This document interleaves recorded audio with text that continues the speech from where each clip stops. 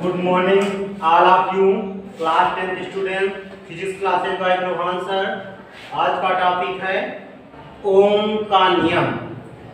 ओम का नियम क्या होता है, इसको कैसे सत्यापित करते हैं, तो वीडियो के माध्यम से हम देखेंगे ओम का नियम।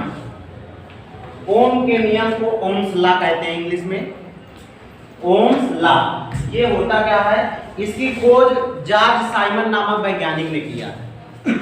कहीं कहीं पर 26 या 27 ऐसे लिखा हुआ है। तो जॉर्ज साइमन नामक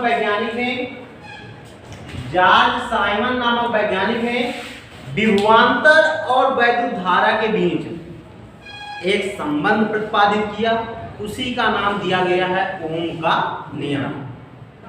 ओम के नियम की बात यही है कि विभवांतर और वैद्युत धारा के बीच जो संबंध दिया गया है उसी को कहा गया है ओम का नियम। इस नियम के अनुसार बताया गया है, यदि किसी चालक की भौतिक अवस्थाएं, किसी भी चालक की भौतिक अवस्थाएं जैसे लंबाई है, ताप है, दाब है, आयतन है आदि को अपरिवर्तित रखा जाए, अर्थात इसको बदला ना जाए, तो चालक तार के सिरों के बीच जो विभवांतर होता है वो चालक तार में प्रवाहित धारा के अनुमानुपाती होता है। यही ओम का नियम है। किसी भी चालक की भौतिक अवस्थाएं जैसे लंबाई, ताप, दाब आदि को अपरिवर्तित रखा जाता है, अर्थात उसको बदला नहीं जाता है, तो चालक तार के सिरों के बीच जो विभवांतर होता है वो चालक तार में प्रवाहित धारा के अनुमानुपाती होता है। ये हमने जो लिखा है, यदि किसी चालक की भौतिक अवस्था है, ये पूरा अनुमानुपाती होता है, यही है। मान लेते हैं, माना किसी चालक तार के सिरों के बीच विभवांतर V वोल्ट में है तथा वैद्युत धारा क्या है, I एम्पियर में है, तो परिभाषा के अनुसार V प्रोपोर्शनल I। प्रोपोर्शनल हटता है तो एक R आता है, जो कि R एक नियतांक होता है, जिसे क्या कहते हैं, R एक नियतांक है जिसे क्या कहते हैं, वैद्युत प्रतिरोध कहते हैं। इसका मात्रक R बराबर V अपॉन I, V का मात्रक वोल्ट, I का मात्रक एम्पियर होता है, तो वोल्ट प्रति एम्पियर होता है। इसी वोल्ट प्रति एम्पियर को क्या कहते हैं, ओम कहते हैं। ओम मतलब 1 ओम बराबर होता है 1 वोल्ट प्रति एम्पियर होता है। 1 वोल्ट बराबर क्या होता है, कहने का मतलब है 1 वोल्ट बराबर होता है, 1 वोल्ट बराबर लिख सकते हैं, 1 ओम बराबर लिख सकते हैं 1 वोल्ट प्रति एम्पियर। ये भी होता है, ये भी होता है। अथवा इस वोल्ट प्रति एम्पियर को ही क्या कहते हैं, ओम कहते हैं। ये इसे ओम को ग्रीक अक्षर ओमेगा से प्रदर्शित करते हैं, इस प्रकार ओमेगा बनाते हैं। कहने का मतलब ऐसे ऐसे ऐसे और ये ऐसे टोपी पहना दिया है, तो ये क्या होता है, इसी को कहते हैं ग्रीक अक्षर ओमेगा से प्रदर्शित करते हैं। इसके पश्चात आता है, तो ये ओम की नियम की परिभाषा हो गई।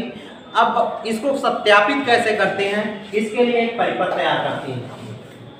ये परिपथ है, इसमें ये धारा नियंत्रक आरएच है, ये सेल है, बैटरी है और ये कुंजी के है। इसके बाद यहाँ पर अमीटर लगा हुआ है, क्या लगा हुआ, अमीटर। अमीटर के पश्चात यहाँ पर एक प्रतिरोध तार है, इस प्रतिरोध तार के सिरों के बीच विभवांतर अर्थात वोल्ट मीटर लगा हुआ है, और जिससे यहाँ पर धारा इस माध्यम दो समांतर क्रम में है, तो यहाँ से आती है और यहाँ से निकलकर इस तरह माध्यम में प्रवाहित होती है। कहने का मतलब है, इसके लिए एक वैद्युत परिपथ तैयार करते हैं। उस वैद्युत परिपथ में एक सेल होता है, धारा नियंत्रक होता है, कुंजी है, अमीटर है। इनको सबको श्रेणी क्रम में क्या कर देते हैं, जोड़ देते हैं। श्रेणी क्रम में जोड़ने के पश्चात इसमें एक प्रतिरोध तार होता है, उस प्रतिरोध तार के सिरों के बीच विभवांतर वोल्ट मीटर लगा देते हैं, समांतर क्रम में वोल्ट मीटर लगा देते हैं, जिसमें जो अमीटर होता है धारा का मापन करता है और वोल्ट मीटर किसका मापन करता है, विभवांतर का मापन करता है।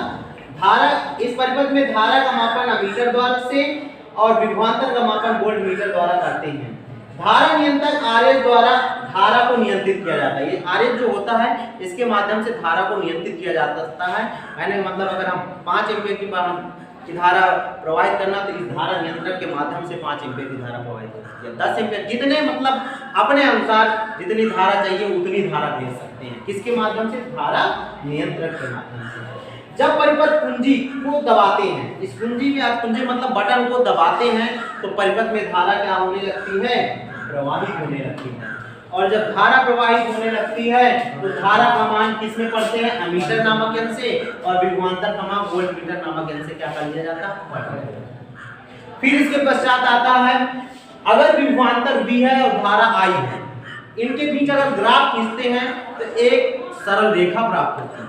कहने का मतलब है विभवांतर V वोल्ट में x अक्ष में प्रदर्शित किया गया, धारा I एम्पियर में y अक्ष में प्रदर्शित किया गया है। यहाँ पर मूल बिंदु है तो 5 वोल्ट, 10 वोल्ट, 15 वोल्ट, 20 वोल्ट और 25 वोल्ट है। इस तरह 5 एम्पियर, 10 एम्पियर, 15 एम्पियर, 20 एम्पियर और 25 एम्पियर की धारा प्रवाहित है। कहने का मतलब अगर साथ साथ 5 वोल्ट का विभवांतर हो रहा है और साथ साथ 5 एम्पियर की धारा प्रवाहित होती है तो यहाँ पर एक बिंदु प्राप्त होता है। इसी प्रकार 10 समान प्रवाहित होती है, समान वोल्टेज में समान धारा अगर प्रवाहित होती है तो ये एक सरल रेखा प्राप्त हो जाती है, जैसे ये जो खींची गई है। इस रेखा का नाम होता है एक सरल रेखा होती है।